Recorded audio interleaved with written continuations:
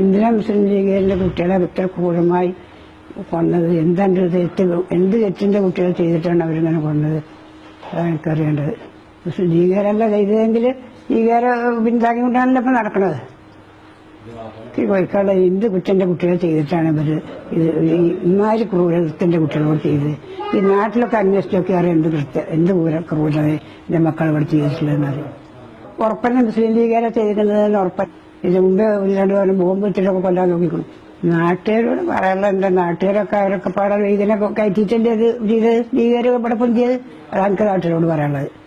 എന്തിനങ്ങനെ vote ചെയ്ത് കൊടുത്തിട്ടുണ്ടായിട്ട് എന്തിനങ്ങനെ ലീഗുകാർ ഇങ്ങനെ ഭരിക്കാനില്ല? League ഭരണം നേരാകാനല്ലേ ലീഗ് മുസ്ലിമിനെ സഹായിക്കാനുള്ളതല്ലേ?